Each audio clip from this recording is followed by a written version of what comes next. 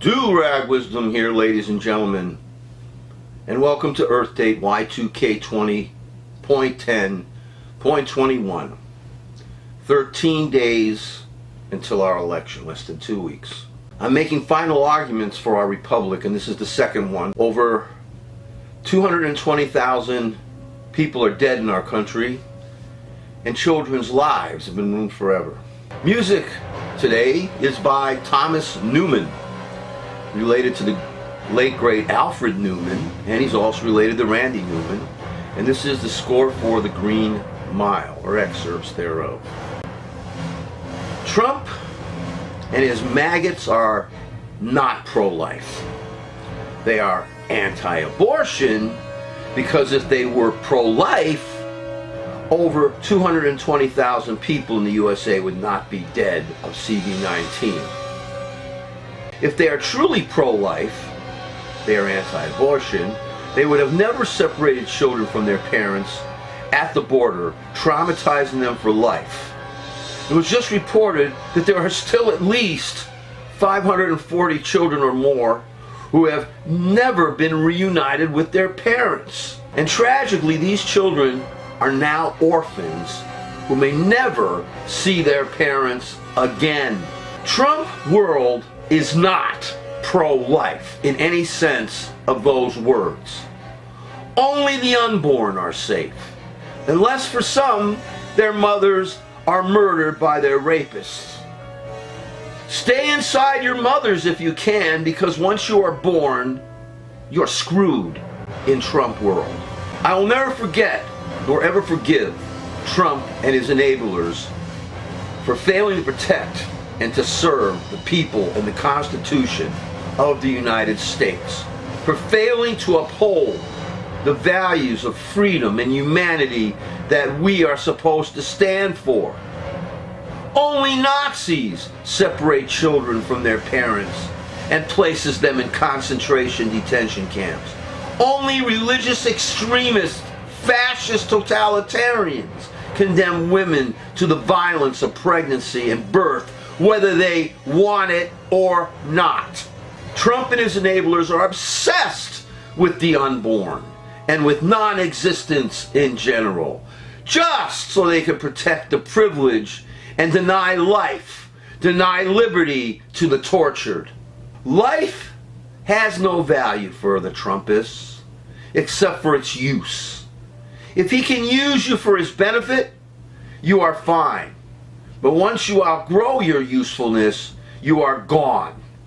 In recent weeks, murderer Trump has sidelined his medical experts and replaced them with a quack named Atlas and the wonderful benefits of herd immunity. Hopefully, after millions of more people are dead, only the Trumpists will remain. Right? Meanwhile, let's make sure that the Supreme Court is packed with extremist slime. More like what you saw in Nazi Germany than what you should have in the free democratic republic of the United States. Make sure that the court is so pro-life, quote unquote, that it makes our government so big. Conservatives never liked big government. That's why what we have now aren't conservatives, they're Trumpists. They want our government so big that it takes over control of a woman's body.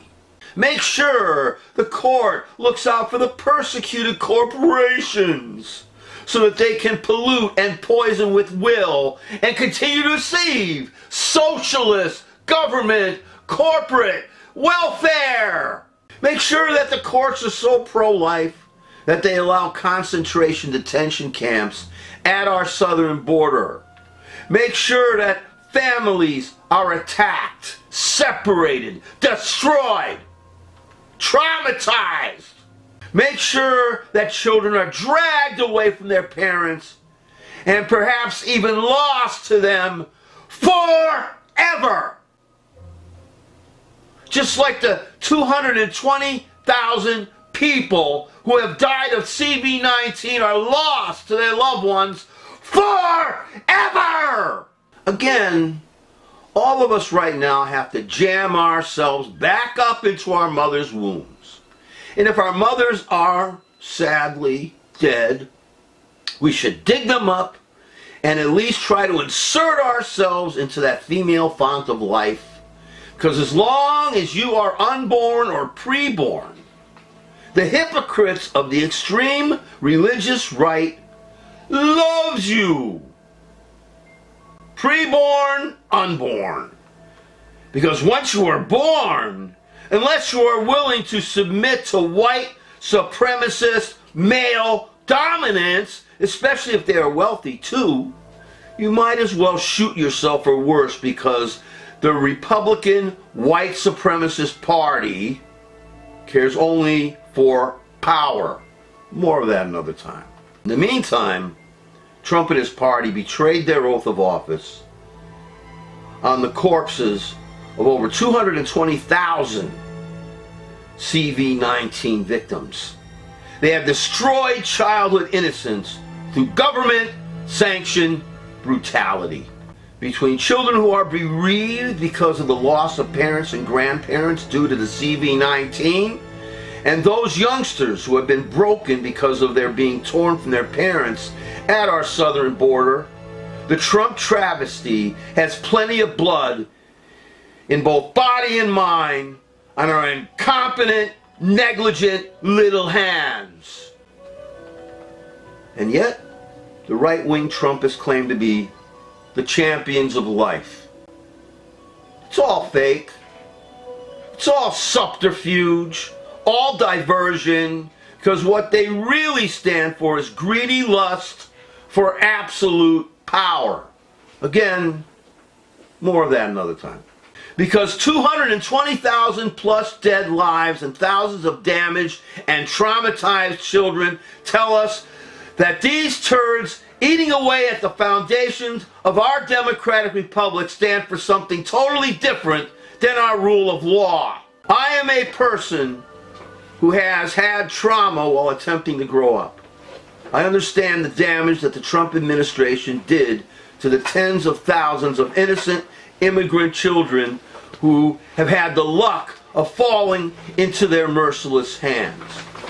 I am a person who has suffered loss, but not the kind that comes suddenly due to a worldwide pandemic rivaling even the 1918 flu pandemic. I can't even imagine the pain that hundreds and thousands are going to feel this holiday season because their loved ones were there and then suddenly were snuffed out. If only those hundreds of thousands had stayed safely within their mother's wombs. If only those children already born, but on the other side of the tracks, had the sense and the power to prevent their parents from seeking asylum in the USA, simply so they could have a better life here.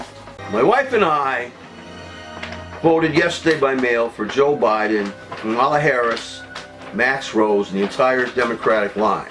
I felt an extreme sense of relief and victory when I inserted our ballots in the mail. We hope that you will do the same. We voted for equal justice under the law. We voted for the health and dignity of all those already born. We voted for a return to normalcy, part 2, but not like the first one under Warren Harding, who was also corrupt in his own right. What I mean by this new incarnation of a return to normalcy is a return to a time of respect, professional behavior, and responsibility, and a return to our path toward true democracy, through our rule of democratic law, through our always evolving Constitution of the USA. To be continued.